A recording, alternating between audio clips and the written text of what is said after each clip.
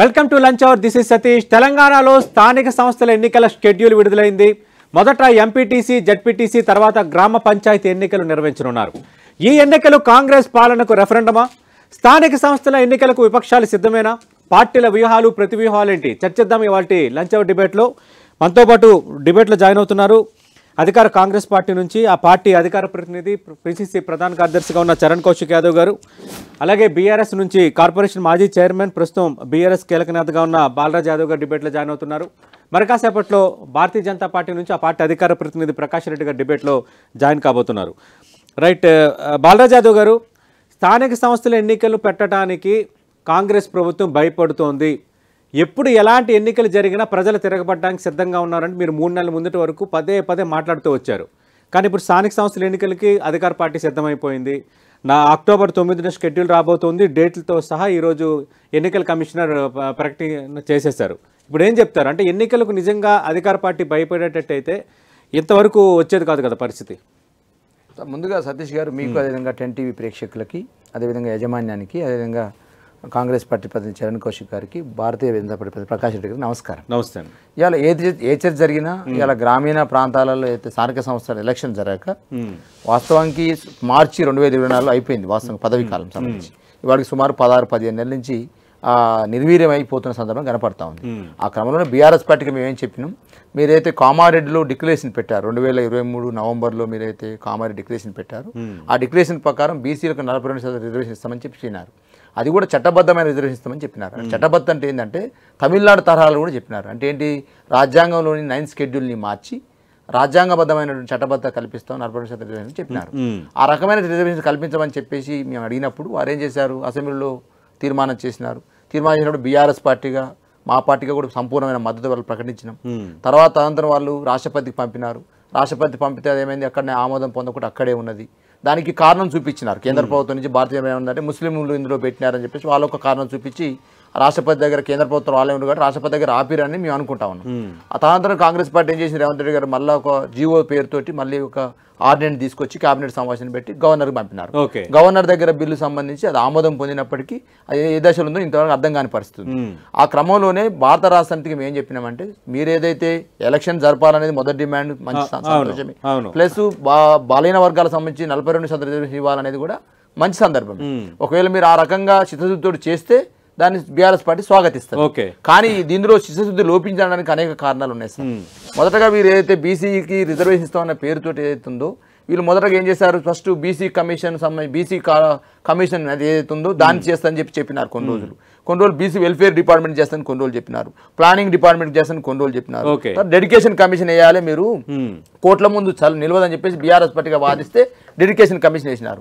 అది కూడా ఏకసభ్య కమిషన్, అంటే 2-3 సభ్యులు వేసేసి సర్వే కమిషన్ వేయాల్సినట్టుంది. ఏకసభ్య కమిషన్ వేస్తే ఎట్లా జరుగుతుంది అని చెప్పిన సందర్భాలు కూడా మేము ఉన్నాం. ఏదేమైనప్పటికీ ఇన్ని రోజుల తర్వాతకి, ఇన్ని రోజుల తతంగానికి మీరు తెరలేపుతూ ఇలా స్థానిక సంస్థల ఎలక్షన్ చేసినారు. ఆ క్రమంలోనే రీసెంట్ గా ఈ కోర్టుకు సంబంధించి కొంతమంది వెళ్ళినారు. ఏది టీవీలలో చూసిన దాన్ని బట్టి, అదేవిధంగా పేపర్లో వచ్చిన దాన్ని బట్టి కొంతమంది కోర్టుకు వెళ్ళినారు. వారు గతంలో ఎవరి పార్టీలతో ఉన్నప్పటికీ ఈ మధ్య కాలంలో రేవంత్ రెడ్డి గారు ముఖ్యమంత్రి కాకముందు నుంచి రేవంత్ రెడ్డితోనే వాళ్ళు అంటకాగుతున్న సందర్భాన్ని ఫోటోలు సోషల్ మీడియా కూడా మనం చూస్తా ఉన్నాం. కాబట్టి వారికి మీరు ఒకవైపు ఏమో నోటిఫికేషన్ ఇస్తున్నది మీరే, ఒకవైపు బీసీలకు 42% రిజర్వేషన్ ఇస్తున్నది మీరే, ఒకవైపు మీతో అంటగాగుతున్న వాళ్ళే కోర్టుకు పోతుంది మీ వాళ్ళే. కాబట్టి మీరు చిత్తశుద్ధి ఎక్కడ ఉందనే దాన్ని కూడా మేము ప్రశ్నిస్తా ఉన్నాం. ఇంకో అంశం కూడా, షెడ్యూల్ ప్రకారం స్థానిక సంస్థల ఎన్నికలు జరగవు, ఖచ్చితంగా కోర్టు అడ్డుకునే ఛాన్స్ ఏమైనా ఉందన్నదా మీ అంచనా? నేనేమనుకుంటామంటే సతీష్ గారు, ఇప్పుడు ఇలా ఈ కోర్టు మొన్న ఇచ్చినటువంటి తీర్పు ప్రకారం మీరు పైకోర్టు తీర్పు ప్రకారం నడుచుకోవాలని చెప్పినది, ప్లస్ ఇంత తొందర ఏమొచ్చింది, ఆ పిటిషన్లన్నీ కూడా విచారించినాక చేస్తే బాగుండదని కూడా చెప్పింది. ప్లస్ మేము 8కు వాయిదా వేసింది. అవును, ఇంట్రెస్టింగ్ ఏంటంటే 9వ తారీఖున నోటిఫికేషన్ రాబోతుంది. 8వ తారీఖున కోర్టులో ఇష్యూ స్వీకరణ, 9వ తారీఖు రోజు నామినేషన్ స్వీకరణ అని చెప్పి షెడ్యూల్ ఇచ్చినారు. నేనేమంటే 8వ తారీఖు రోజు కోర్టు తీర్పు ఉన్నది, మీరు ఆగొచ్చు కదా అంటున్నా. నేను ఇలా కోర్టు తీర్పు వచ్చిన తర్వాతకి మీరు యథావిధిగా షెడ్యూల్ విడుదల చేసి నామినేషన్ స్వీకరించేస్తే కోర్టు ఏం చెప్పింది, కోర్టులో కొట్టేపించే సత్తా ఉందా మీకు? ఇవాళ ఎవరైతే ఫిర్యాదుదారులు ఉన్నారో, ఎవరైతే బీసీ రిజర్వేషన్ వ్యతిరేకంగా పోతున్న వాళ్ళు ఉన్నారో వాళ్ళందరినీ పిలిచి మాట్లాడతారా, లేకపోతే వాళ్ళని సమన్వయం చేస్తారా, లేకపోతే విజ్ఞప్తి చేస్తారా, పోతే వాళ్ళని ద్రోహులుగా చిత్రీకరిస్తారా, వాళ్ళ మీద లేకపోతే కేసులు పెడతారా, వాళ్ళ మీద ఎవరైతే ఇలా మాధవరెడ్డి పేరుతోటి మిగతా పేరుతో పోయిన వాళ్ళని కేసులు పెట్టి మీరు బుక్ చేస్తారా? అది కూడా అడుగుతాను, నేను ఖచ్చితంగా అడుగుతాను. చరణ్ కౌశిక్ గారు, స్థానిక సంస్థల ఎన్నికలకు సంబంధించి ఒక షెడ్యూల్ అయితే రిలీజ్ అయింది. ఖచ్చితంగా వెల్కమ్ చేయాలి. ఎందుకంటే గ్రామ స్వరాజ్యం స్థానిక సంస్థల ఎన్నికలు పర్ఫెక్ట్గా జరగాలి, యాజ్ పర్ షెడ్యూల్ జరగాలని అందరం కోరుకోవాలి. ఖచ్చితంగా అది ప్యాటర్న్. కానీ గత కొన్ని సంవత్సరాలు కాదు, ఉమ్మడి ఆంధ్రప్రదేశ్లో కానీ రాష్ట్రాలు విడిపోయిన తర్వాత యాజ్ పర్ షెడ్యూల్ జరగకపోవడం, స్పెషల్ ఆఫీసర్ల పాలన, ఇలాంటి గందరగోళాలన్నీ జరుగుతూనే ఉన్నాయి. సరే, అట్ లాస్ట్ మీరు ఇచ్చారు, దాన్ని అయితే నేను వెల్కమ్ చేస్తున్నాను, విపక్షాలు కూడా వెల్కమ్ చేస్తున్నాయి. ఇక్కడ సమస్య ఏంటంటే స్థానిక సంస్థల ఎన్నికల్లో బీసీల 42% రిజర్వేషన్ అంశం అక్కడ తేలలేదు కాబట్టి ఈ ఎన్నికల వరకు మేము అప్లై చేస్తామని మీరు ఒక నిర్ణయం తీసుకున్నారు. దానికి సంబంధించి కొందరు కోర్టుకు వెళ్ళారు. ఇప్పుడు అక్టోబర్ 9న నోటిఫికేషన్ వస్తే అక్టోబర్ 8న కోర్టు కేసు ఉన్న నేపథ్యంలో మీ అంచనా ఏంటి? అంటే ఖచ్చితంగా మీకు అనుకూలంగా కోర్టు తీర్పు రాబోతుందనా, లేదంటే బాలరాజు యాదవ్ గారు అన్నట్టుగా ఎవరైతే ఈ కోర్టుకు వెళ్ళారో వాళ్ళని ఏమైనా మీరు కొంత వెనక్కి తగ్గేటట్టుగా ఏమైనా ప్రయత్నాలు ఏమైనా చేస్తున్నారా? ఇక్కడ ప్రధానంగా ఏంటంటే కోర్టు స్టే ఇవ్వలేదు. ఇచ్చేది ఉంటే కోర్టు ఆ రోజే స్టే ఇచ్చేవాళ్ళు. అదే కాకుండా మీరు నోటికేని ఇచ్చుకోండి, కానీ ఆర్గ్యుమెంట్లు ఉంటాయని చెప్పి చాలా స్పష్టంగా కోర్టు చెప్పింది. అదే కాకుండా ఈ ప్రతి అంశం కోర్టులో ఉంటే మనం పరిష్కారం చూపించుకోకపోతే ఇక కోర్టులో ఇవి నలుగుతూనే ఉంటాయి. ఎందుకంటే మీరు చూస్తా ఉన్నా ఇప్పుడు కూడా 14 ఎంపీటీసీలు, 27 గ్రామ పంచాయతీలు, 246 వార్డులకు సంబంధించి రాష్ట్ర ప్రభుత్వము కోర్టులలో ఉంది కాబట్టి అక్కడ ఎలక్షన్ కూడా పెడతలేదు. అలా అని చెప్పి ప్రతిదీ కోర్టులో ఉన్నప్పుడు ప్రతి దాని మీద ఎలక్షన్ పెట్టొద్దంటే కుదరదు. కాబట్టి మొన్న కూడా గ్రూప్ 1 సంబంధించి అదే జరిగింది. అదే గ్రూప్ 1 సంబంధించి కోర్టులో సెకండ్ బెంచ్ ఇచ్చిన తర్వాత ఇంకా ఏమైందో తెలియదు కాబట్టి ఉద్యోగాలు ఇవ్వదని చెప్పే పరిస్థితి. ఎందుకంటే అక్టోబర్ 10వ తారీఖు వరకు మీరు ఏమన్నా ఉంటే లిఖితపూర్వకం ఇవ్వని చెప్పేసి గ్రూప్ 1 అభ్యర్థులను కోరిరు. తర్వాత 15వ తారీఖు నాడు దాని మీద ఏదో ఆర్గ్యుమెంట్ చేస్తామని చెప్పి చాలా స్పష్టంగా కాబట్టి అంటే ఈ కోర్టులు అనేది ప్రతి అంశంలో పోతూనే ఉంటారు, కోర్టులలో జరుగుతూనే ఉంటది. ప్రభుత్వ పరంగా చేసే ప్రయత్నంలో ముందు పోదు. అదే కాకుండా ఇక్కడ 1995 ఏదైతే 3 పిల్లల ఉంటే పోటీ చేద్దని నిబంధన ఉందో దాన్ని కూడా ఈసారి కంటిన్యూ చేసే ప్రయత్నంలో ప్రభుత్వం ఎలక్షన్ కమిషన్ కూడా దీని విషయంలో 3 పిల్లలు ఉంటే పోటీ చేసే అవకాశం లేకుండా కూడా నిబంధన ఉన్నది. అది కంటిన్యూ అవుతా ఉంది. సీత గారు చెప్పినప్పుడు కూడా అది చేయలేని పరిస్థితిలో ప్రభుత్వం ముందుకు పోతా ఉంది. అదే కాకుండా ఇక్కడ 5 ఫేజ్లలో 3 ఫేజ్లలో గ్రామ పంచాయతీ సర్పంచ్ సంబంధించిన ఎలక్షన్లు, 2 ఫేజ్లలో ఎంపీటీసీ సంబంధించిన ఎలక్షన్లు, ఒక్కొక్క ఫేజ్ కు 15 రోజులు టైం ఉండే విధంగా ప్రభుత్వము ముందుకు పోతా ఉంది. కరెక్ట్ ఎక్సర్సైజ్ చేసి 31 జడ్బీ చైర్మన్ దానిలో బీసీలకు సంబంధించి 42% రిజర్వ్ చేసి రాష్ట్ర ప్రభుత్వం ముందుకు పోతా ఉంది. ఇక్కడ బీసీలకు వచ్చిన నష్టం లేనప్పుడు తెలంగాణ రాష్ట్రంలో కోర్టులో ఉన్నది, కోర్టులో ఆర్గ్యుమెంట్ చేస్తూనే ప్రభుత్వం ముందుకు పోయే ప్రయత్నంలో భాగంగా ఖచ్చితంగా బీసీలకు ఇచ్చిన మాట నిలుపుకునే ప్రయత్నంలో ప్రభుత్వం ముందుకు పోతా ఉంది. ఎలక్షన్ లేట్ అయినా కాబట్టి త్వరితగతిన ఎలక్షన్ పూర్తి చేయాలనే ఏకైక ఎలక్షన్ ముందుకు పోతాం. దానిలో భాగంగా టైం తక్కువ ఇచ్చి కానీ లేకపోతే ఏదో అడావిడిగా ఎలక్షన్లు నిర్వహించే ఉద్దేశం ప్రభుత్వం లేదు. ఎందుకంటే 8వ తారీఖు నాడు ఆర్గ్యుమెంట్ జరుగుతాయి, 9వ తారీఖు నాడు షెడ్యూల్ అదేవిధంగా ఆ రోజు నుంచి నామినేషన్లు ఇచ్చే ప్రక్రియ కూడా ప్రారంభం కాబోతా ఉంది. కాబట్టి కోర్టు స్టే ఇవ్వలేదు కాబట్టి కోర్టు స్టే అయినప్పుడు ఖచ్చితంగా ఎలక్షన్లు పెట్టుకోవచ్చు అనే ఒక సదుద్దేశంతో ప్రభుత్వం ముందుకు పోతా. ఏమైనా వివాదాలు వస్తే ఖచ్చితంగా ఆర్గ్యుమెంట్ చేయడం కోసం తెలంగాణ రాష్ట్ర ప్రభుత్వం దగ్గర 88 కోట్ల పేజీలకు సంబంధించిన సమాచారం ఉంది. అదే కాకుండా తెలంగాణ రాష్ట్రంలో అసెంబ్లీ వారిగా యూనిట్లు కావచ్చు, అదేవిధంగా మండలాల వారిగా యూనిట్ కావచ్చు, జిల్లాల వారిగా యూనిట్లు, కొన్ని స్టేట్ వైజ్ గా యూనిట్లు కూడా తీసుకున్నారు. కాబట్టి ఖచ్చితంగా బీసీలో న్యాయం చేసే ప్రధానమైనటువంటి ఎజెండాతో ముందుకు పోతే ప్రయత్నంలో భాగంగా ఖచ్చితంగా కోర్టు వివాదాలను కూడా పరిష్కరించే ప్రయత్నాలు ప్రభుత్వం ముందుకు పోతా ఉంది. రైట్. ప్రకాష్ రెడ్డి గారు, 2 పార్టీలు దాదాపు సిద్ధమన్న వాతావరణాన్ని అయితే కనబరుస్తున్నాయి. స్థానిక సంస్థల ఎన్నికలకు సంబంధించి దాదాపు షెడ్యూల్ వచ్చేసింది డేట్లతో సహా. అంటే కొంత ఆ సమరోత్సాహం భారతీయ జనతా పార్టీలో కనిపించట్లేదు అంటున్నారు. మీ విమర్శ ఏంటి ఈ విషయంలో? అలాగే ప్రధానంగా బీఆర్ఎస్ అంటుంది ఏంటంటే ఈ 6 హామీల అమలు అంశం అనేది ఒక ప్రధాన ఎజెండా అంశం, దాన్ని మేము అదే ఎన్నికల అస్త్రంగా మేము వాడబోతున్నామని. మీది కూడా అదే ఎజెండానా? ఏం చెప్తారు? టిఆర్ఎస్ పార్టీ ఏం చెప్తారు అనేది నాకు ఇంపార్టెంట్ కాదు, కానీ నేను మొదల మీరు అడిగిన ప్రశ్నకు మేము చాలా సమరోత్సాహం ఎంత ఉంది, బయటికి బట్ట చింపుకుంటే సమరోత్సాహం ఉన్నట్ట లేకపోతే ఇంకోటి మాకు పెద్ద విశ్వాసం అంటే చర్చనీయాంశం కాదు. కానీ ఈ రోజు ఇప్పుడు 8వ తారీఖు నాడు కేసు ఉంది. అవును, రాష్ట్ర ప్రభుత్వం జీవో ఇష్యూ చేసింది. ఆల్రెడీ ఒక సబ్జెక్టు ఆల్రెడీ గవర్నర్ దగ్గర పెండింగ్ ఉంది. 280 అధికరణం ఉంది కదా పంచాయతీరాజ్ చట్టంలో, దానికి అది పెండింగ్ ఉంది. అది పెండింగ్ ఉన్నప్పుడు అది అంటే నీకు టెక్నికల్ గా చట్టం కాలేదు. అది ఎప్పుడంటే గవర్నర్ సంతకం పెడితే చట్టం అవుతుంది. చట్టం అయిన తర్వాత దాని తర్వాత నువ్వు రిజర్వేషన్ ఎంత ఇచ్చినావు దేని ఇచ్చినావు అనేది చర్చనీయాంశం కాదు. మీరు మీరు రాజ్యాంగాన్ని మొత్తం పుస్తకం పట్టుకొని తిరుగుతారు కదా, రాజ్యాంగాన్ని రోజు రాజ్యాంగం అని. రాజ్యాంగం ఏం చెప్తుందంటే శాసనసభలో చట్టం అయిన తర్వాత ఆ చట్టానికి అనుగుణంగా జీవోలు ఇష్యూ చేయాలి కదా. మరి ఆ చట్టమే కాకుండా చట్టాన్ని ఉల్లంఘించి శాసన వ్యవస్థను ఉల్లంఘించి భారత రాజ్యాంగాన్ని తుంగలో దొక్కేటువంటి ప్రతి ఎలిమెంట్ లో రాజ్యాంగం తుంగలో దొక్కుతూ రాజ్యాంగం పేరు చెప్తూ అంటే దయ్యాలు వేదాలు ఇచ్చినట్టు ఈ రాజ్యాంగం గురించి మాట్లాడే కాంగ్రెస్ పార్టీ ఇవాళ మొత్తం చట్టాలను కూని చేసింది, రాజ్యాంగ వ్యవస్థలను కూని చేసింది. ఒకవేళ నేను మళ్ళీ ప్రశ్న అడుగుతాను, ఒకవేళ గవర్నరే తప్పు చేస్తున్నారు అనుకుందాం, గవర్నర్ కు మీరు 90 రోజుల సమయం ఉంది సుప్రీంకోర్టు జడ్జిమెంట్ ప్రకారం. అంటే మీరు ఆగస్టు 30 నుంచి కౌంట్ చేస్తే నవంబర్ 30 దాకా మీకు సమయం ఉంది గవర్నర్ కోసం వెయిట్ చేయాలి. ఒకవేళ గవర్నర్ కనుక ఇవ్వకపోతే చట్టం ఆటోమేటిక్ గా చట్టం అయితే సుప్రీంకోర్టు యొక్క తీర్పు ఇది. మరి ఆ నవంబర్ దాకా వెయిట్ చేయకుండా లేదా గవర్నర్ సంతకం పెట్టించేదాకా వెయిట్ చేయకుండా అవన్నీ పక్కన పెడితే చట్ట రూపం దాల్చలేదు ఈ రోజు వరకు.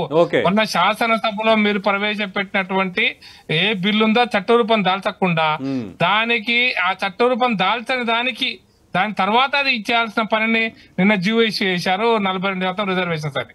ఓకే మంచిది, 42% రిజర్వేషన్స్ ఇవ్వాలనేది అందరూ అన్ని పార్టీలు ఆహ్వానించే, బీజేపీ కూడా ఆహ్వానించింది. కానీ మీరు చేస్తున్నటువంటి పని తప్పకుండా కోర్టులలో ఏదో రకమైన లిటిగేషన్స్ తయారు చేయించి పెట్టి జడ్జిమెంట్స్ వచ్చిన తర్వాత కోర్టులు ఇట్లా అన్యాయం చేస్తున్నాయి, బీసీలకు అన్యాయం చేస్తున్నాయి కోర్టులు, లేదా ఏ వర్గం అన్యాయం చేస్తున్నటువంటి ఒక తప్పుడు ప్రచారాన్ని చేసి వర్గాల మధ్యలో కులాల మధ్యలో చిచ్చు పెట్టేటువంటి ఒక దుర్మార్గ రాజకీయాన్ని దేశం మొత్తంగా చేస్తున్నారు. అదే ఎజెండాను తెలంగాణ రాష్ట్రంలో కూడా రాహుల్ గాంధీ నాయకత్వంలోని కాంగ్రెస్ పార్టీ రేవంత్ రెడ్డి ద్వారా అమలు చేసే ప్రయత్నం చేస్తున్నారు. అంటే ప్రకాష్ రెడ్డి గారు మీ అంచనా ఏంటి? ఈ రోజు ప్రకటించిన షెడ్యూల్ ప్రకారం ఎన్నికలు అయ్యే ఛాన్స్ ఏమీ లేదా? ఖచ్చితంగా న్యాయపరమైన చిక్కులు వచ్చే అవకాశం ఉందన్నదా భారతీయ జనతా పార్టీ అంచనా? మేమేమంటున్నామంటే భారతీయ జనతా పార్టీ మేము చాలా తప్పకుండా వెల్కమ్ చేస్తున్నాం ఎలక్షన్స్ ని, మేము సిద్ధంగా ఉన్నాం ఎలక్షన్స్ కి. అయితే మీరు రాజ్యాంగ పరమైనటువంటి లొసుగులను పెట్టి మీరు ఎన్నికలకు పోతే సహజంగా కోర్టులు ఏం చెప్తాయి, ఎవరన్నా కోర్టులో ఈ కులం ఉందా ఆ కులం ఉందా, ఆ కోర్టుల జడ్జిలకు ఏ కులం ఉందని కూడా ఆపాదిస్తున్నారు. ఆ కులాల పక్కన పెడితే మీరు చట్టాలను సరైన పద్ధతిలో ఏ మార్గంలో తీసుకపోతున్నారా అంటే తీసుకపోతే మీరు ముందు అది చట్ట రూపం దాలిస్తే తప్ప మీరు జీవో ఇష్యూ చేయడానికి వీల్లేదు. కాబట్టి మీరు జీవో ఇష్యూ చేసి దాని మీద ఎన్నికలు పోతున్నామంటే రాజ్యాంగాన్ని చట్టాన్ని ఉల్లంఘించినట్టే కదా. రిజర్వేషన్స్ గురించి చర్చ కాదు ఇప్పుడు, రాజ్యాంగాన్ని ఉల్లంఘించారు కాబట్టి రాజ్యాంగ అంటే శాసన వ్యవస్థ శాసనసభ చేసినటువంటి చట్టాన్ని చట్ట రూపం దాల్చకుండానే ఉల్లంఘిస్తున్నారు. కాబట్టి దాని విషయంలో చట్టం కోర్టు ఏం చెప్తుందంటే వెయిట్ చేద్దాము. ఇంకా కోర్టు చెప్పిన తర్వాత షెడ్యూల్ కూడా ప్రకటించారు. కోర్టు ఎక్కడ స్టే విధించలేదు కాబట్టి నోటిఫికేషన్ ఇవ్వడానికి ఎలాంటి అడ్డంకులు లేవు అని చరణ్ గారు అంటున్నారు. నిన్న కోర్టు ఈ ప్రశ్న నేను చెప్పిన ప్రశ్నలన్నీ కోర్టు లేవనెత్తింది. నిన్న కోర్టు జీవో 42% రిజర్వేషన్ అవునా కాదని చెప్పలే, దాని గురించి చర్చ కాదు. మీరు అది చట్ట రూపం దాల్చక ముందే మీరు జీవో ఎట్లా ఇష్యూ చేస్తారు, ఎట్లా ప్రొసీజర్ ఫాలో అయినారు, మీరు కావట్లేదు కదా అన్నది. సమయం ఉంది కదా. ఒకవేళ కోర్టును అడిగింది కూడా మీకు, మీ ప్రొసీడింగ్స్ అందరూ చూశారు సతీష్ గారు, కోర్టు ప్రొసీడింగ్స్ అందరూ చూశారు. కోర్టులో జడ్జిలు ఏం ప్రశ్నలు అడిగారో చెప్పారు. మీరు ఎన్నికలు ఆపగలుగుతారంటే ప్రభుత్వం అడిగి చెప్తా అన్నాడు. మీరు ఎన్నికలు ఆపకపోతే కూడా మేము 8వ తరగతి ఫుల్ బెంచ్ దాన్ని రెగ్యులర్ బెంచ్ దాని మీద చర్చ చేస్తుందని చెప్పినారు. చాలా కదా ఇంకా చాలా స్పష్టంగా స్టే ఇచ్చిన చెప్పిన మహారాష్ట్ర సాంప్రదాయ కొంత ప్రెసిడెంట్స్ ఉన్నాయి, కొన్ని సైటేషన్స్ ఉన్నాయి. ఎన్నికలు అయిపోయిన తర్వాత కూడా రద్దు చేసే ప్రమాదం కూడా ఉంది.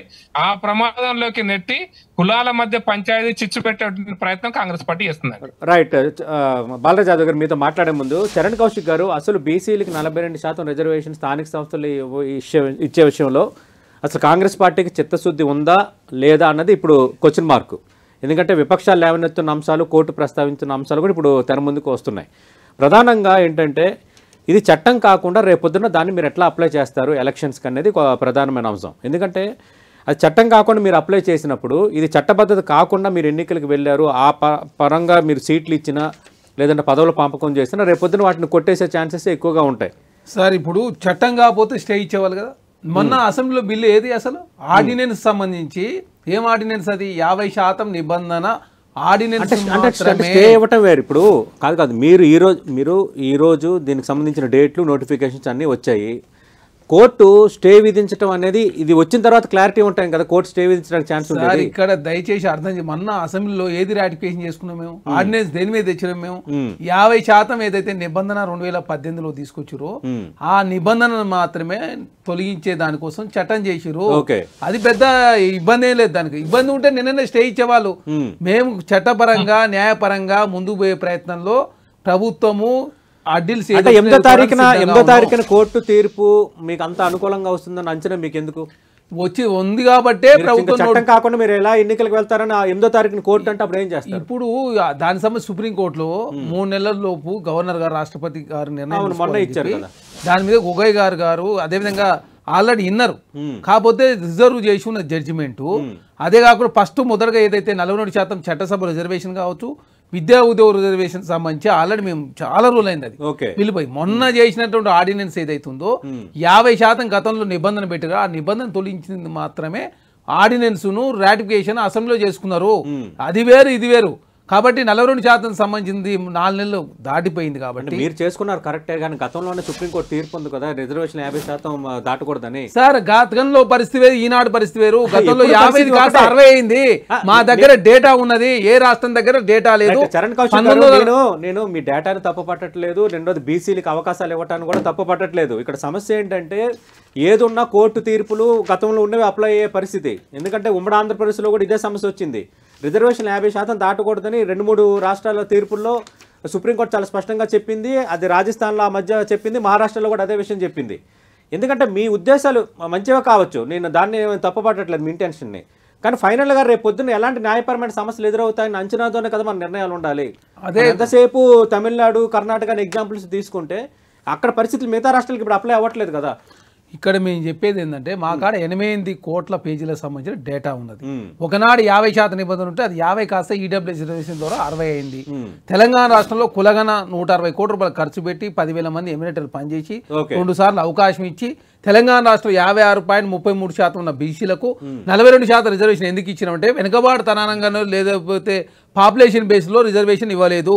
ఓన్లీ వాళ్ళు రాజకీయంగా ఏదైతే బీసీలకు సంబంధించి అన్యాయం జరిగిందో ఆ అన్యాయం మీద మాత్రమే ప్రభుత్వము 42% రిజర్వేషన్ ఇచ్చింది. కాబట్టి ఇది ఖచ్చితంగా చట్టసభలో నిలిచే అవకాశం ఉంది. కోర్టులలో ఆర్గ్యుమెంట్లు వచ్చినా కూడా ప్రభుత్వం ఆర్గ్యుమెంట్ చేయడానికి సిద్ధంగా ఉంది. డెడికేషన్ కమిషన్ కావచ్చు, తెలంగాణ రాష్ట్రంలో కులగన్న కావచ్చు, అదే కాకుండా అసెంబ్లీ చేసిన బిల్లు కావచ్చు, దాని విషయంలో గవర్నర్ గారు నిర్ణయం తీసుకున్న తర్వాత కేంద్ర హోంశాఖ పంపిణీ రాష్ట్రపతి దగ్గర పెండింగ్ ఉంది. కాబట్టి ఖచ్చితంగా గెలుస్తామన్న పూర్తి విశ్వాసంతో కోర్టులలో ఖచ్చితంగా బీసీలకు సంబంధించి అనుకూలంగా రిజల్ట్ వస్తుందని చెప్పి ప్రభుత్వం భావించింది. కాబట్టి నోటిఫికేషన్ సంబంధించి ఎలక్షన్ కమిషన్ పూర్తిస్థాయి డేటాను రాష్ట్ర ప్రభుత్వం సబ్మిట్ చేసింది. దానిలో భాగంగా ఆ ఎలక్షన్ కమిషన్ ముందుకు పోతా ఉంది. రైట్, బాలరాజ్ యాదవ్ గారు, మాకు పూర్తి అంచనా ఉంది, మాకు ఎలాంటి సమస్య లేదు. ఖచ్చితంగా ఈ బీసీలకు 42% రిజర్వేషన్లు ఇవ్వాలన్న అంశం అనేది ఖచ్చితంగా దానికి చట్టబద్ధత వస్తుంది, దాన్ని కోర్టులు అడ్డుకోవు, మా అన్ని అంచనాలతోనే మేము సిద్ధమైపోయాము అని అంటున్నారు ఎన్నికలకి. అంటే వీళ్ళు బాగా మేధావులే కదా సార్, దేశం అంతా ఈ సమస్య ఉంది, ఓబీసీ సమస్య ఉంది. దానికంతా ఇప్పుడు రేవంత్ రెడ్డి గారు జిందా తిరస్ మాత్రం పరిష్కారం చూపించచ్చు కానీ అంటున్నాను, అన్ని రోగాలకు జిందా తిరస్ పరిష్కారం పెట్టను. రేవంత్ రెడ్డి గారు దీని పరిష్కారం చూపించగా దేశం అంతా కూడా సతీష్ గారిని అంటా ఉన్నాను. కాబట్టి వీళ్ళు ఏంటంటే ఇది పెదాలపైన ప్రేమ తప్ప హృదయంలో ప్రేమ లేదు బలైన వర్గాల పట్ల అనేది బీఆర్ఎస్ పార్టీ వాదిస్తుంది మొదటి నుంచి కూడా. సార్ మొదటి నుంచి కూడా వీళ్ళు చేసిన సర్వే తప్పుల తరకగా ఉంది. రెండో వీరు ఇచ్చిన జీవోలు తప్పుల తరకగా ఉన్నవి. వీరు పోయినటువంటి రాష్ట్రపతి దగ్గర పంపినటువంటి కేబినెట్ ఆమోదం తప్పుల తరకగా ఉంది. గవర్నర్ దగ్గర పంపినటువంటి ఆర్డినెన్స్ మీద విధానం లేదు వీళ్ళకు. నిన్నగాక మొన్న హైకోర్టు చెప్పినటువంటి అంశాలని అన్ని కూడా పరిగణలోకి తీసుకుంటే వీళ్ళకు చిత్తశుద్ధి లోపించిందనే అంశం స్పష్టంగా కనపడుతుంది. ఇంకో అంశం సార్, వీళ్ళకు చిత్తశుద్ధి అంటున్నారు కదా, ఇలా కాంగ్రెస్ పార్టీ ఏం చేస్తా ఉంది, బీఆర్ఎస్ భారతీయ జనతా పార్టీ మీద నెపం మోపుతా ఉంది. నేను అడుగుతా ఉన్నా కాంగ్రెస్ పార్టీ ప్రతినిధికి సంబంధించింది రేవంత్ రెడ్డి గారిని అడుగుతా ఉన్నా నేను. ఓకే, మీకు ఈ అంశాల పట్ల చిత్తశుద్ధి లేనప్పుడు, ఒకవేళ నిజాయితీ మీకు ఉందని అనుకున్నప్పుడు మిగతా అంశాల పట్ల నిజాయితీ ఉన్నారు. మీరు కామారెడ్డిలో ఒక డిక్లరేషన్ పెట్టలే, చట్టబద్ధమైన 42% ఒకటే పెట్టలేదు సార్. ఎంబీసీ మంత్రిత్వ శాఖను ఏర్పాటు చేస్తామన్నారు. అదే విధంగా బీసీలకు సంబంధించి ఏదైతే బడ్జెట్ అని చెప్పినారు, ఆ బడ్జెట్ సంబంధించి 2 బడ్జెట్ పెట్టారు సతీష్ గారు. ఇంతవరకు ఒకసారి 7,000 కోట్లు పెట్టారు, ఒకసారి 9,000 కోట్లు పెట్టారు. 20,000 కోట్లలో 7,000 కోట్లు 9,000 కోట్లు ఎన్ని కోట్లు తీసుకేసే బలైన వర్గాలకు నాశనం అన్యాయం చేస్తారో మీకు అర్థమవుతా ఉంది. ఇంకో మాట నేను అడుగుతాను సార్, సామాజిక న్యాయం 7వ గ్యారెంటీ అని మాట్లాడుతున్నారు కదా సార్ కాంగ్రెస్ పార్టీ. ఇలా నేను అడుగుతాను మీ టెంటివ్ ద్వారా, ఇవాళ మీకు అక్కడనేమో జీవోలు అడ్డం వస్తున్నాయని చెప్తున్నారు, గవర్నర్ అడ్డం వస్తున్నారు, అక్కడ భారతీయ జనతా పార్టీ అడ్డం వస్తున్నారు. ఇలా ముఖ్యమంత్రి గారు రేవంత్ రెడ్డి గారు ఉన్నారు. ముఖ్యమంత్రి గారికి కేబినెట్ మంత్రులను తీసుకునే అవకాశం ముఖ్యమంత్రి చేతుల్లో ఉంది. ఇక బీసీల పట్ల మీకు ప్రేమ ఉంది కదా, మీకు ప్రేమ ఉందని వాదిస్తున్నారు కదా, ప్రేమ లేదని బీఆర్ఎస్ వాదిస్తుంది కదా. ప్రేమ ఉన్నట్టయితే కేబినెట్ లో 42% రిజర్వేషన్ల ప్రకారం ఎన్ని కేబినెట్ మంత్రులు రావాలి సార్? మాకు 7 రావాలి బీసీలకు సంబంధించి. 7 ఉన్నారా సార్? ఇలా 3 ఉన్నారు. మిగతా 3 బీసీలకు ఇచ్చామని చెప్పి ప్రకటించండి. సార్ ఎలక్షన్ ముందు మిషన్ తెలుస్తుంది. రెండో అంశం నేను అడుగుతా ఉన్నాను. దాంతో పాటు బడ్జెట్ పెంచండి, దాంతో పాటు ఎంబీసీ మంత్రిత్వ శాఖను ఏర్పాటు చేయండి. సామాజిక 7వ గ్యారెంటీ కదా సార్. ఇలా 300 కాపులు మంత్రివర్గంలో లేరు, కొల్ల కుర్మాల మంత్రివర్గంలో లేరు, లంబాడీల మంత్రివర్గంలో లేరు, మైనార్టీల మంత్రివర్గంలో లేరు. ఈ రాష్ట్ర చరిత్రలో ఇంతవరకు ఈ కులాలు లేకుండా కేబినెట్ విస్తరణ లేదు సార్. నేను అడుగుతున్నా సతీష్ గారు, ఇవన్నీ అంశాలు చేయకుండా అదేవిధంగా బీసీల సంబంధించి డిక్లరేషన్ చెప్పినారు. 10th క్లాస్ పాస్ అయిన వాళ్ళకు 25,000 అని, ఇంటర్మీడియట్ పాస్ అయిన వాళ్ళకు 50,000 అని ఈ విధంగా చెప్పినారు. అది ఏమని ఇచ్చినారా? 5 లక్షల బీసీల భరోసా కార్డు అన్నారు, అది వచ్చిందా? అదేవిధంగా బీసీలకు ప్రత్యేక కార్పొరేషన్లు అన్నారు, అవి వచ్చినాయా? అంటే మీ చేతిలో ఉన్న అంశాన్ని చేయట్లేరు కాబట్టి, అంటే మీ చేతిలో ఉన్న కేబినెట్ మంత్రులు నిన్నగాకమన్నా సార్ వీళ్ళు ఇచ్చారు సార్. అంటే వాళ్ళు చేయాలనుకున్నా చేయలేని అంశాలు అదొక వేరే టాపిక్. ఖచ్చితంగా మాట్లాడదాం, బీసీల మీద ప్రేమ ఉంది ఖచ్చితంగా మాట్లాడతాం. అయితే మీరు ఇందాక అన్నట్టుగా ఇచ్చారు, ఎంతమంది బీసీలు కేబినెట్ మంత్రులు ఇచ్చారు, 7గురికి బీసీలకే మంత్రులు ఇవ్వాలన్న నిర్ణయం పూర్తిగా ముఖ్యమంత్రి పరిధిలో ఉండదు. కాంగ్రెస్ పార్టీ జాతీయ పార్టీ కాబట్టి వాళ్ళకున్న ఈక్వేషన్స్ వాళ్ళకు ఉంటాయి. ప్రేమ ఉంది కదా సార్, రైట్? ప్రేమ ఎక్కడ ఉంది? హృదయం ప్రకాష్ రెడ్డి గారు అంశాన్ని స్పష్టంగా అడుగుతా ఉన్నాం. ప్రకాష్ రెడ్డి గారు nominated chairman sir, nominated chairman కూడా అన్యాయం జరిగింది బీసీలకు, రైట్? అది మాట్లాడితే ఇప్పుడు అన్యాయం గురైన వాళ్ళు చరణ్ కౌశిక్ యాదవ్ వేరే చర్చ. ప్రకాష్ రెడ్డి గారు మాకు పూర్తి స్థాయిలో నమ్మకం ఉంది, కోర్టు తీర్పులు అనుకూలంగా వస్తాయి, మాకు పక్కా గణాంకాలు ఉన్నాయి, బీసీ జనాభా పెరిగింది, మేము చేస్తున్న రిజర్వేషన్లకి 50% మించి పెంపుకి మేము చేస్తున్న ప్రయత్నాలకి ఎలాంటి ఆటంకాలు రావు, మాకు బీసీల పట్ల పూర్తి స్థాయిలో చిత్తశుద్ధి ఉంది, అన్ని లెక్కలేసుకుని ఎన్నికలకు సిద్ధమయ్యామంటున్నారు చరణ్ కౌశిక్ గారు. ముందు కోర్టు తీర్పు వీళ్ళకి అనుకూలంగా వస్తాను వీళ్ళు ఊహించుకొని వీళ్ళు రాస్తారా, జడ్జిమెంట్ రాసేది జడ్జిలు రాస్తారా నాకు తెలియదు. నేనైతే జడ్జిలు రాస్తారా అనుకుంటున్నా, మరి వీళ్ళు రాస్తారా అనేది మరి అది కూడా ఒక సందేహము. న్యాయ వ్యవస్థను మేనేజ్ చేస్తున్న సందేహం కూడా ప్రజల కూడా కలిగే ప్రమాదం ఉంది. అది చూసుకోవాలి ముందు కాంగ్రెస్ పార్టీ వాళ్ళు, ఎందుకంటే వాళ్ళే జడ్జిలు అయినట్టు వాళ్ళే ఏదైనట్టు రాసుకోవడం అనేది ఎంతవరకు కరెక్ట్. రెండో పాయింట్ ఏంటంటే, ఒకవేళ 8వ తారీఖు నాడు జడ్జిమెంట్ ఇస్తాం అదేదో చెప్తారు కదా, బెంచ్ ముందు వాళ్ళకి ఆర్డర్ ఇస్తారా, స్టే ఇస్తారా, కంటిన్యూ చేస్తారా తెలుసు కదా. ఇదే షెడ్యూల్ ఇలా ఇన్ని రోజులు ఆగినారు కదా, సంవత్సరంన్నర. గతంలో కూడా కేసు వేసింది, మేమే కేసు వేసింది సర్పంచ్ పదవీ కాలం పొడిగించమని. ఆ కేసులోనే సెప్టెంబర్ 30 దాకా ఎన్నికలు టైం ఇచ్చింది. ప్రకటించే బదులు 29 ప్రకటించే బదులు ఇదే అంశాన్ని 9వ తారీఖు కూడా ప్రకటించవచ్చు కదా షెడ్యూల్. ఒక 4 రోజులు లేట్ అయింది అనుకోండి షెడ్యూల్ అంతా, ఏమన్నా ఆకాశం కూడా మీద పడుతుందా? 4 రోజులలో గ్రామ పంచాయతీలన్నీ కొట్టుకుపోతాయి ఏమన్నా? ఎందుకు 4 రోజుల ముందు ఈ ప్రకటన చేశారనేది ఇది అర్థం చేసుకోవాల్సిన అంశం అని నేను అంటున్నాండి. అంటే మీరు మీ ఉద్దేశం వెనక చరణ్ కౌశిక్ గారు, అంటే ఒక 10 రోజులు ఆగాల్సింది కదా, అక్టోబర్ 8న కోర్టులో ఈ అంశం ఉన్నప్పుడు 9వ తారీఖున మీరు నోటిఫికేషన్ ఇస్తున్నారంటే, మళ్ళీ రేపొద్దున కోర్టు తీర్పు నేపథ్యంలో దీనికి ఏమైనా అడ్డంకి కలిగితే దానికి ఏం సమాధానం? రెండు విషయాలు సతీష్ గారు. ఒకటేంటంటే, వీళ్ళు చట్టాలు ఎట్లా చేస్తారనే దానికి చిన్న ఎగ్జాంపుల్. మీరు 42% రిజర్వేషన్లకు విద్య, ఉద్యోగాలు, అంటే ఉపాధి ప్లస్ స్థానిక సంస్థలలో కలిపి చట్టం చేసి గవర్నర్ కు పంపించారు. గవర్నర్ నుంచి రాష్ట్రపతి దగ్గర పోయింది. అసలు వాస్తవం ఏంటంటే, పంచాయతీరాజ్ చట్టాన్ని అమెండ్మెంట్ చేయకుండా, దాన్ని మార్చకుండా, దీనికి వ్యాలిడిటీ ఉండదు ఈ చట్టానికని ఎవరో న్యాయ నిపుణులు చెప్పిన తర్వాత మళ్ళా మొదటికి వచ్చి మళ్ళా చట్టాన్ని ఒక ఆర్డినెన్స్ చేశారు. ఆర్డినెన్స్ కూడా పనికిరాదు అన్నాక మళ్ళా తీసుకొచ్చి అసెంబ్లీలో చట్టం చేశారు. ఎంత గందరగోళం చేసినట్టు వీళ్ళు చేసిందా? గందరగోళం ఏం చేసినావా? శాసనసభలో పెట్టే ఎట్లా, ఏది ముందు పెట్టాలా, ఏది వెనక పెట్టాలనే కనీస పరిజ్ఞానము లేదా కనీసమైనటువంటి అది లేదంటే దాని తెలియక కాదు. ఎందుకంటే వీళ్ళు ప్రపంచ ప్రఖ్యాతిగాంచిన న్యాయశాస్త్రవేత్త పార్టీలో ఉన్నారు. ఈ రోజు కేంద్రంలో అధికారంలో ఉన్న బీజేపీకి బీసీల పట్ల చిత్తశుద్ధి లేదు. మేము 42% రిజర్వేషన్ ఇవ్వాలనుకుంటున్నాము, సామాజిక న్యాయం మా 7వ హామీ, ఇవ్వని హామీని నెరవేరుస్తాము. ఇది కాంగ్రెస్ నేతల వ్యాఖ్యలు. ఏం చెప్తారు సార్? ఇక్కడ ప్రతిసారి మీరు ఎందుకంటే కులగణన చేస్తున్నప్పుడు కూడా కేంద్ర నాయకత్వం భారతీయ జనతా పార్టీ ఒప్పుకోలేదు. కాంగ్రెస్ పార్టీ ఒత్తిడి మేరకు జంతర్ మంతర్ ధర్నా చేసిన తర్వాత జాతీయ స్థాయిలో కులగణన చేస్తామని చెప్పేసి భారతీయ జనతా పార్టీ ఒప్పుకున్న పరిస్థితి. అదే కాకుండా 75 క్వశ్చన్ పెట్టినప్పుడు ఎందుకు 75 క్వశ్చన్ పెడతారని దాని మీద రాజకీయం చేశారు. బీసీలకు సంబంధించి 56%, 33% ఉన్నట్టు దాని మీద లెక్కలు తప్ప లెక్కలే లేనప్పుడు లెక్కలు ఎక్కడ ఉన్నాయో చెప్పండి అంటే దానికి సంబంధించి 1933 తర్వాత ఈ దేశంలో కులగణన జరగలేదు.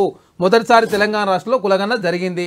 56.33% ఉందని చెప్పి నిర్ధారించారు. అంతే కాకుండా ఆర్టికల్ 243D6 ప్రకారం స్థానిక సంస్థల్లో పంచాయతీరాజ్ వెనుకబడిన వర్గాలకు రిజర్వేషన్ కల్పించే అధికారం రాష్ట్రాలకు ఉందని చెప్పి చాలా స్పష్టంగా ఆర్టికల్ చెప్తా ఉంది. అదే ఆర్టికల్ 243T6 ప్రకారం మున్సిపల్ స్థానిక సంస్థ ఎన్నికల్లో వరకు బీసీ సంబంధించి రిజర్వేషన్ పెంచుకునే అధికారం రాష్ట్రాలకు ఉంది. దానిలో ప్రకారం మాత్రమే చట్టాలకు లోబడి తెలంగాణ రాష్ట్రంలో కాంగ్రెస్ ప్రభుత్వం ముందు పోతుంది.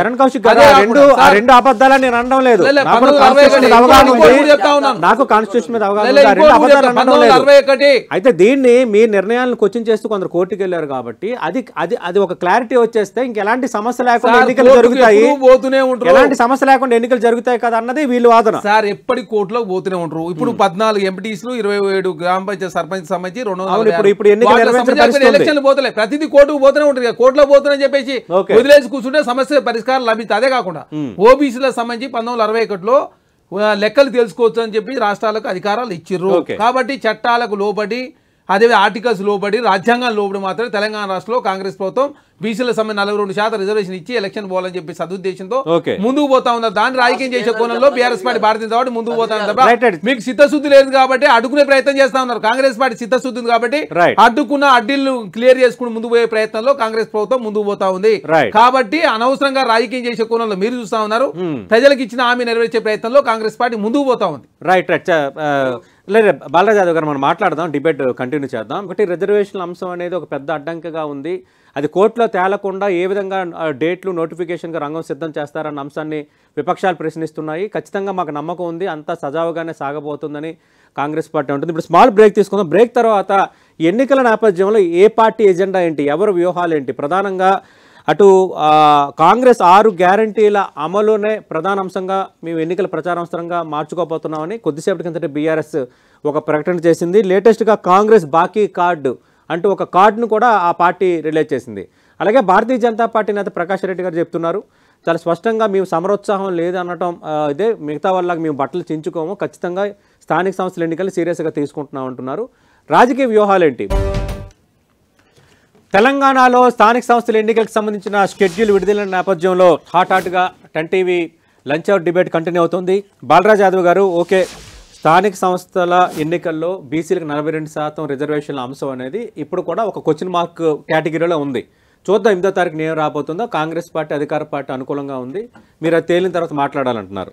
ప్రధానంగా ఏ అంశాలు మాట్లాడబోతున్నారు? ఎందుకంటే ఎప్పుడు ఎన్నికలు జరిగినా రేవంత్ రెడ్డి సర్కార్ను ఓడించడానికి ప్రజలు సిద్ధంగా ఉన్నారని పదే పదే మీ పార్టీ నేతలు అందరూ మాట్లాడుతున్నారు. ఇప్పుడు ఎన్నికలు జరగబోతున్నాయి. ఈ ఎన్నికల్లో ఫలితాలని మీరు రెఫరెండంగా తీసుకుంటారు అధికార పార్టీకి? ఇప్పుడు మన మదర్ డే ఎలక్షన్ జరిగింది నిన్ననే. 314 మంది సొసైటీ చైర్మన్ వేశారు. అంటే 314 గ్రామాల సొసైటీ చైర్మన్ వేశారు.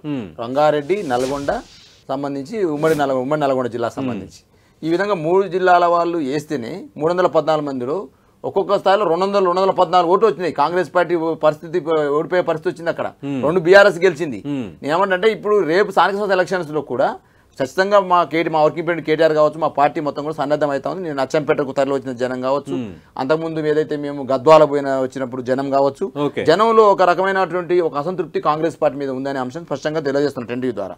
ఒకటి యూరియా సంబంధించినటువంటి అంశంలో ప్రజలే స్వచ్ఛందంగా వచ్చిన సందర్భం కనపడతా ఉంది. అంటే గతంలో కేసీఆర్ గారు ఉన్నప్పుడు యూరియా ఎట్లా వచ్చిండే, ఇప్పుడు ఎందుకు రాలేకపోయిందనే అంశం. ఎందుకంటే ఊర్లలో మొత్తం కూడా రైతాంగం ఉంటుంది కదా. రేపు గ్రామీణ సంస్థ ఎలక్షన్లో పనిచేసే వాళ్ళంతా కూడా రైతాంగం పోటీ చేసే వాళ్ళు ఊర్లో ఉన్నప్పటికీ ఓటేసే వాళ్ళంతా రైతాంగం చేతిలో ఉంటారు. కాబట్టి రైతులు దీని పట్ల ప్రభుత్వం పట్ల వ్యతిరేకత అనే అంశాన్ని స్పష్టంగా దాన్ని తెలియజేస్తున్నాం. అదేవిధంగా జాబ్ కార్డ్ ఏదైతే మీరు చెప్పినారు, అనేక రకాల కార్డ్స్ ఇచ్చినారు. ఎలక్షన్ సమయంలో రకరకాల కార్డ్స్ ఇచ్చేసి ఏదైతే మహిళలకు సంబంధించి కావచ్చు, అదేవిధంగా చేయూత సంబంధించి కావచ్చు, 2500 సంబంధించి కావచ్చు, రకరకాల హామీలు 13 అంశాలు ఇచ్చారు 6 గ్యారంటీలలో. ఈ 13 అంశాలు కూడా ఇంతవరకు మహిళా ఉచిత బస్సు ప్రయాణం తప్ప మిగతా ఏ అంశం కూడా ఇప్పటికి కూడా అమలు కాని పరిస్థితి. 22 నెలలు అవుతున్నప్పటికీ ఇంతవరకు ఆ 13 అంశాల్లో ఒక్కటి కూడా ఒక మహిళా ఉచిత బస్సు ప్రయాణం తప్ప మిగతాది కూడా ఎక్కడ కూడా సక్సెస్ అయిన సందర్భాలు లేవు. ఓకే. కాబట్టి ఈ అంశాల పట్ల కూడా బీఆర్ఎస్ పార్టీ తీసుకెళ్తా ఉంది. దాన్ని ఏం చేస్తున్నాము, డ్యూ కార్డ్స్ అని పెట్టినాం. వీళ్ళేమో బాకీ కార్డ్స్ అని చెప్పి మేము చెప్పినాము, వీళ్ళేమో భరోసా కార్డు అని వీళ్ళు చెప్పినారు. ఈ బాకీ కార్డులలో 100% చెప్తా ఉన్నాం. కౌలు రైతులకు సంబంధించి మీరు ఇస్తున్నటువంటి 12,000 కావచ్చు, రైతు కూలీలకు సంబంధించినటువంటి 12,000 అది 15,000 కావచ్చు, అదేవిధంగా ఎగ్గొట్టిన రుణమాఫీ విషయంలో కావచ్చు, ఇవన్నీ రైతు భరోసా విషయంలో కావచ్చు, అదేవిధంగా మీరు ఏదైతే చేయుత పేరుతోటి ముసలమ్మలకు ముసలాయిలకు 4,000 పింఛన్ ఇస్తామని చెప్పినారు.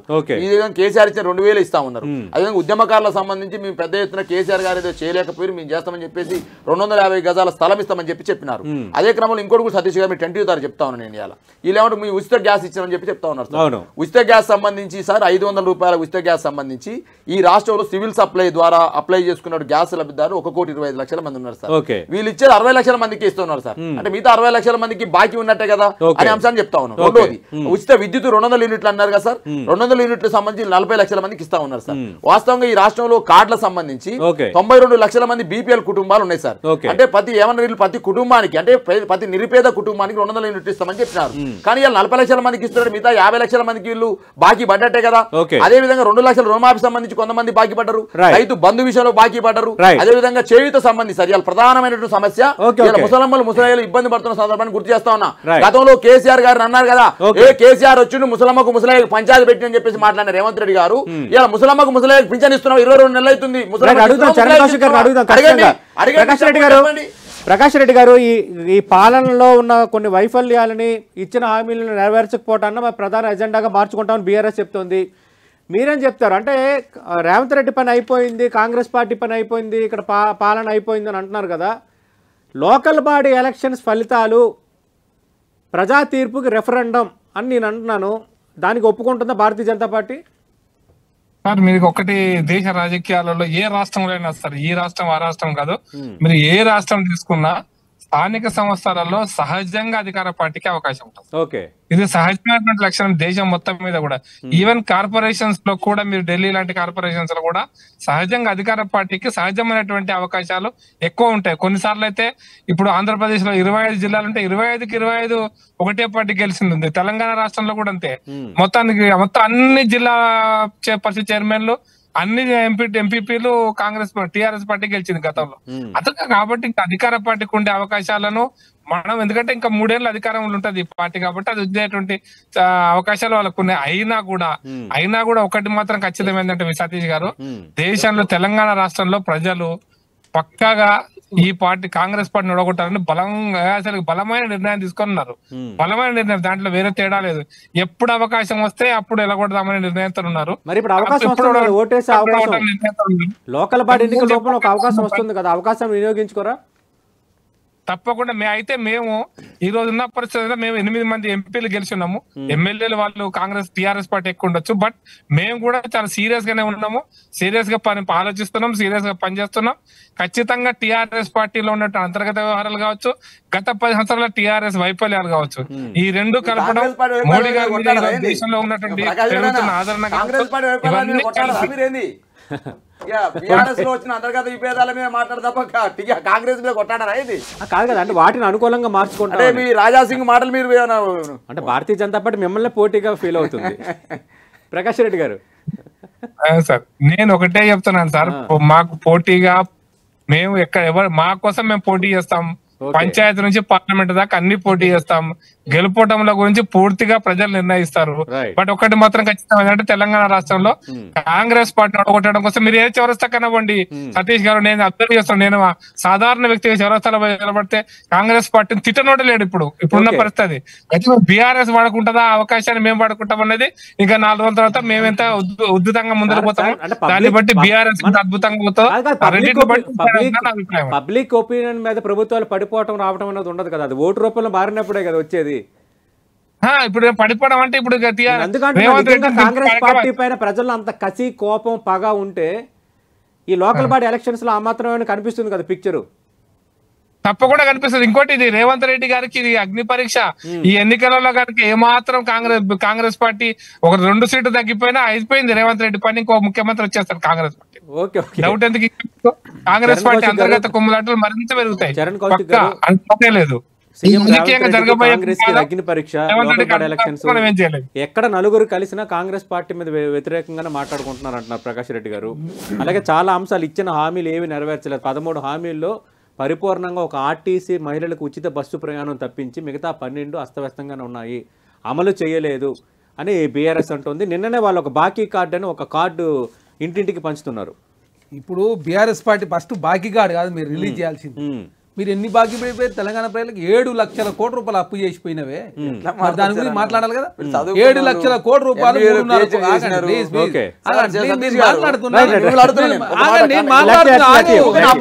మాట్లాడితే సార్ కేంద్ర ప్రభుత్వమే బండి సంజయ్ గారు కేంద్ర ప్రభుత్వం 3 లక్షల కోట్లు అని వాళ్ళు చెప్పారు. 7 లక్షల కోట్లు చదువుకున్న వాళ్ళు. ముఖ్యమంత్రి రేవంత్ రెడ్డి కూడా అసెంబ్లీ సాక్షిగా చెప్పారు. అసెంబ్లీ వేరు, పార్లమెంట్ వేరు. పార్లమెంట్ అయితే అసెంబ్లీ రెండు చట్టసభలే. ఇప్పుడు కాదు సార్, ఇప్పుడు అదే ఇప్పుడు నేను మాట్లాడే రెండు చట్టసభలే. తెలంగాణకు మీరు మధ్యలో రావద్దు.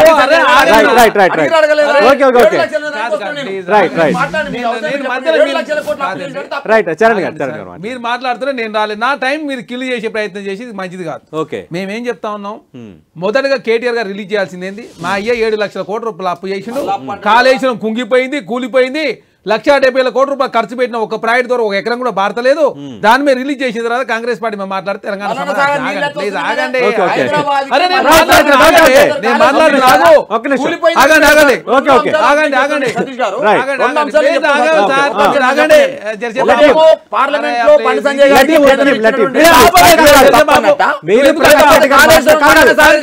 ప్రకాష్ రెడ్డి గారు మాట్లాడారు, వాళ్ళు సమాధానం చెప్పాలి. మీరు చదువుకున్నవారు డాక్టరేట్, మీరు మధ్యలో వస్తే నాకు అర్థం కాదు. ఇద్దరు డాక్టరేట్లే, ప్రకాష్ రెడ్డి గారు మాట్లాడుతూ రాలేదు, వీరు మాట్లాడుతూ రాలేదు. 7 లక్షల కోట్ల రూపాయలు అప్పు చేసి 3.5 కోట్ల మంది లెక్కేస్తే ఒక్కోలో 3 లక్షల రూపాయలు మీరే అప్పున్నారు. ఒక్కొక్క తలకాయ మీద అప్పు భారం పెట్టిపోయారు. అదే కాకుండా 8,000 కోట్ల రూపాయలు ఉద్యోగ సమయ పెన్షన్లు ఇవ్వకుండా పోయిన, అదేవిధంగా రిటైర్మెంట్ బెనిఫిట్ ఇవ్వకుండా పోయింది మీరు. దాని సమానం చెప్పు. యాదవులకు 2 విడత గొర్రెలు ఇవ్వలేదు, 1,100 కోట్ల రూపాయలు గడుచుకోమని, మరి దాని సమానం చెప్పు. 14 లక్షలు బోడుగు వాస్తవం చెప్పేసి పోయినావు, మరి దాని సమానం చెప్పాలి కదా. అదే కాకుండా ఇది చెప్పాలి, విద్యార్థి రియంబర్స్మెంట్ సంబంధించి 5,500 కోట్ల రూపాయలు ఏ పోయింది ఎవరు? మేము కాదు కదా, మీరే కదా. 7 లక్షల డెవలప్మెంట్ ఇస్తామని చెప్పి మీరు ఇచ్చిన డెవలప్మెంట్ 70,000 మాత్రమే. మీరు చేసిన పాపాలని మీరే చేసి తెలంగాణ నిండా ముంచి చరణ్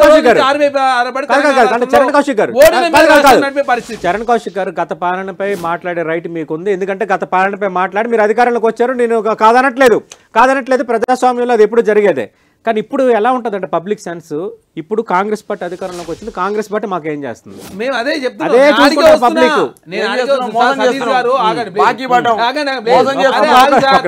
మేము ఎవరిని మోసం చేస్తలేదు. మంచిని చెడును చెడుగా మాట్లాడని చెప్పి కోరుతా ఉన్నాం. మీరు మంచిని చెడుగా, చెడును మంచిగా చూపించే ప్రయత్నం బీఆర్ఎస్ పార్టీ సోషల్ మీడియా మీరు నమ్ముకున్నారు, మీరు ప్రజలు నమ్ముకున్నారు. మీ హామీలు అమలే మా ప్రధాన ఎన్నికల ప్రచార అస్త్రం. ఇందులో కేటీఆర్ స్టేట్మెంట్ యూట్యూబ్ ఛానళ్లతో నమ్ముకున్నారు. మరి వీళ్ళు చెప్పండి. కేటీఆర్ గారు చెల్లికి సమాధానం చెప్పి ఫస్ట్ చెల్లికి సమాధానం చెప్పలేని పరిస్థితిలో మీరు ఉన్నారు. చెల్లి ఏం చెప్పింది? కాళేశ్వరంలో అవినీతి హరీష్ రావు గారు, సంతోష్ రావు గారు చేసి స్పష్టంగా చెప్పింది కదా. అదేవిధంగా గ్రీన్ ఇండియా ఛాలెంజ్ లో సంతోష్ రావు అవినీతి పాల్పడ్డారు, టెలిఫోన్ ట్యాపింగ్ పాల్పడారని చెప్పి చాలా స్పష్టంగా వారు మాట్లాడారు కదా.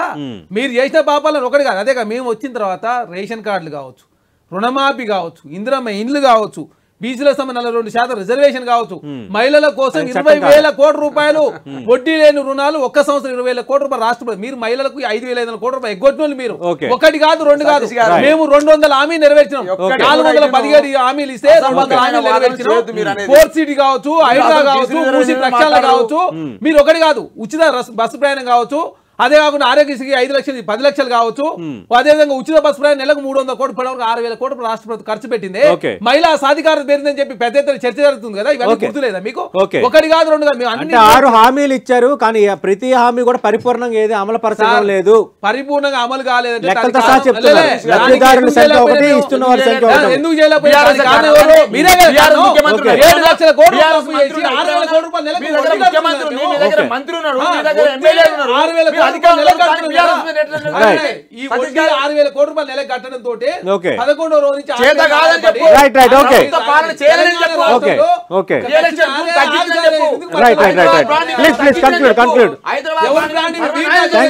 ప్రకాష్ రెడ్డి గారు. హైదరాబాద్ బ్రాండింగ్ మీకు ఇస్తాను చూస్తే ఇట్లా మొత్తుకుంటే ఎట్లయితే నాకు అర్థం ఓకే. నేను ఎంతో ఓపికతో సానంతో వినండి ఇంటానికి ఓపిక లేకపోతే ఎట్లయితే అబద్ధాల అధికార పార్టీ చెప్పలే నేను 200 హామీలు నెరవేర్చినాం. ప్రతిపక్ష నాయకుడు అసెంబ్లీకి వస్తే చర్చ చేయడానికి ప్రభుత్వం సిద్ధంగా ఉంది. 11 సంవత్సరాలు నరేంద్ర మోడీ గారి పాలన మాది, 2 సంవత్సరాల కాలంలో మాది, మీరు 9 సంవత్సరాల కాలం మీరేం చేసినో మేమేం చేసినాం, విద్య, వైద్యం, సేద్యం, మహిళలు చేసిన అన్నిటి మీద చర్చ చేద్దాం.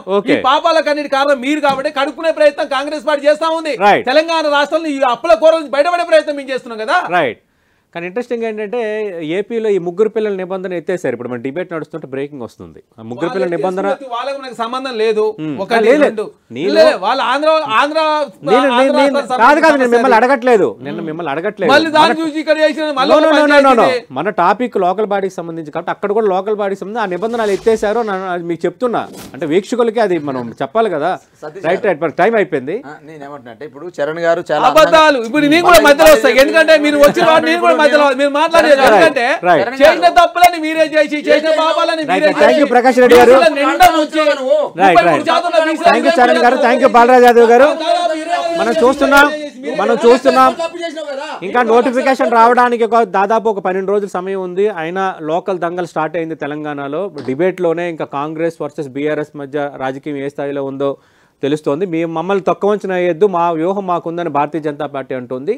అయితే ఇది రాజకీయ అంశం, అన్నిటికీ మించిన న్యాయపరమైన అంశం. ప్రధానంగా బీసీలకు 42% రిజర్వేషన్ల అంశంకు సంబంధించి అక్టోబర్ 8న కోర్టు ముందు ఉంది కాబట్టి ఆ కోర్టు ఆ రోజు ఏం చెప్పబోతుంది అన్నది అందరూ ఆసక్తిగా ఎదురు చూస్తున్న అంశం. 9వ తారీఖున నోటిఫికేషన్ కాబట్టి ఒకవేళ కోర్టు ఏం చెప్తుంది, మాకు అంతా అనుకూలంగానే జరగబోతుంది, అనుకూలమైన తీర్పే రాబోతుందని కాంగ్రెస్ పార్టీ అంటుంది. మీరేమైనా కలలుగంటున్నారా, మీరేమైనా జ్యోతిష్యుల అన్న అంశాన్ని విపక్షాలు ప్రశ్నిస్తున్నాయి. ఒకవేళ ఆ రోజు కనుక రిజర్వేషన్కి సంబంధించి కోర్టు వ్యతిరేకంగా ఏమైనా చెప్తే అప్పుడు ఏం చేయబోతున్నారన్న అంశాన్ని విపక్షాలు ప్రశ్నిస్తున్నాయి. ఏదేమైనా ఎన్నికలకు సంబంధించి తేదీలు రావటం అనేది, ఎన్నికలు సజావుగా జరగాలి, యాజ్ పర్ రెగ్యులర్గా జరగాలని మనందరం కోరుకుందాం. కానీ 2 తెలుగు రాష్ట్రాల్లోనూ మధ్య కాలంలో యాజ్ పర్ షెడ్యూల్ జరగకపోవటం, స్పెషల్ ఆఫీసర్ పాలన రావటం, ఇలాంటి హడ్డిల్స్ ఉన్నప్పటికీ చూద్దాం ఇంకా రాజకీయంగా ఇది ఎంతవరకు వెళ్ళబోతుంది. 8వ తారీఖు అనేది కీలక తేదీగా ఉంది, 9వ తారీఖు నోటిఫికేషన్కి సంబంధించి. ఇది ఇవాల్టి లంచ్ అవుట్ డిబేట్.